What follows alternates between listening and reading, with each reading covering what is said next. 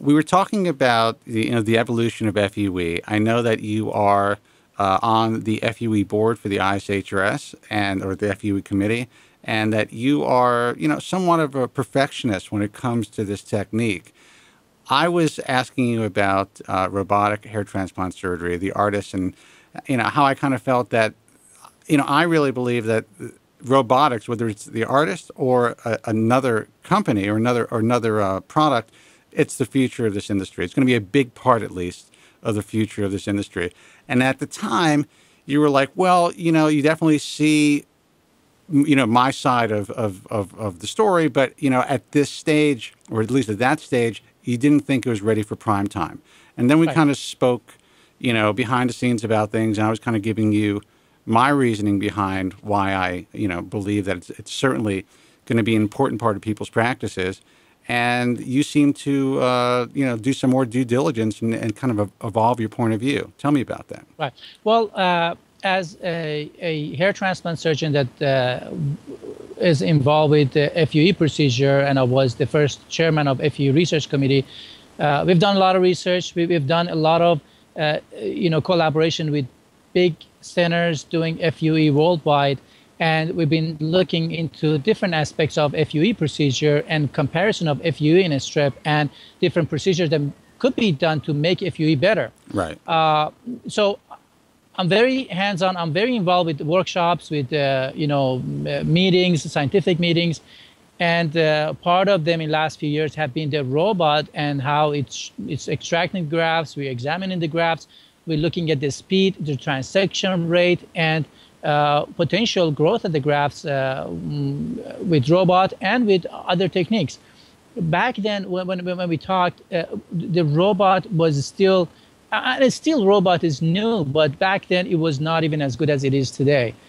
So I was comparing with my manual technique, and I was seeing that my speed is better, my rate of transaction is as good as robot, and the only thing is it's just robot makes it easier for me. But when my speed was better, it was making up for that. So I was not thinking that robot can really help me. It was just one extra piece of actual instrument Hardware, that is not, is not helping my FUE procedures.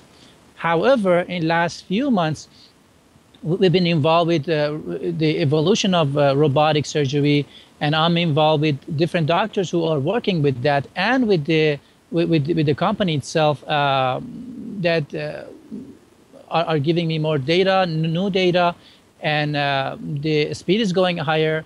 The size of the punches are coming down. Back then, the size of punches were significantly larger than what we do manually now. So that means that my donor area with manual techniques are better than robot. But now they are coming down with the size as they increase the speed. So things are getting gradually better, to the point that I think that I should have the robot. So I should have it as a device that I can offer to patients who are good candidates for it. Of course, there are some limitations. I do a lot of FUE from other parts of the body, from beard hair transplant, which robot cannot do it at this point. So I still have to have my manual technique, my motorized devices that I have a variety of them. And I often go back and forth between them because different patients need different devices. Well, and I agree, and I'm glad that you've evolved your point of view. And listen, if you know my background, and the truth is, back in 1999, when I was telling our guys that FUE at the time, the Woods technique, is going to be a game changer, everyone thought I was crazy until I was able to convince guys like John Cole and Alan Bauman and Alan Feller to really take charge and move in this direction.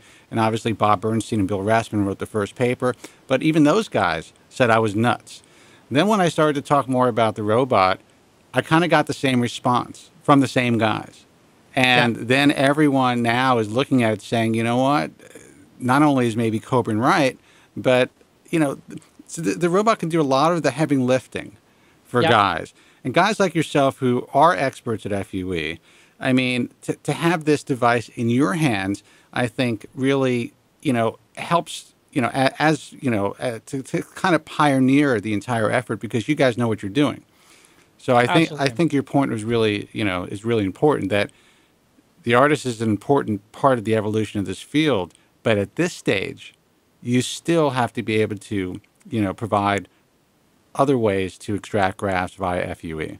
Right, right. And we have to understand, and patients basically have to understand, have to realize that hair transplant is not just extraction of grafts. Right. The whole process is much bigger than that. So you have to choose the right doctors. Don't go by name of device. Often I see people call my office and say, do you guys do new graft? Do you guys do artists? So I know what's out there. There's some, actually marketing channels. There are like flyers and, TV ads and Sure. everything that people who are not quite familiar, people who are not quite educated to what hair transplant is, they would just pick that name and say, okay, that's what we want because that's the picture that I saw and I'm going to expect to have the exact same result. So that's not probably the best way of doing this because as you said, I've seen some people who have no background in hair transplantation who are buying artists and they think they become hair transplant surgeon overnight. So we are seeing the results and unfortunately, those results are not pretty. Well, It's not because but it's not because artist doesn't do a good job. It's because the person doesn't know what hair transplant is. it's all about the placement of the grafts and the angles, and that's what we really want to help to change through the IHRS and through the American Hair Loss Association. Because like I told you, and like I told our other members, love it or hate it, this is the future. And you have to understand, and you can't blame restoration robotics for wanting to get as many devices out to the public as possible. So that's going to be the end game. So we might as well be a part of helping to evolve robotic hair transplantation. And people can look at, these novices, these newcomers to the field, can look at people like you and see Yeah, your work and see how you do it to yeah. really help to, enhance and improve their practices. So I think it's important that, these types of devices, all this cutting edge stuff, are in the hands of the real experts.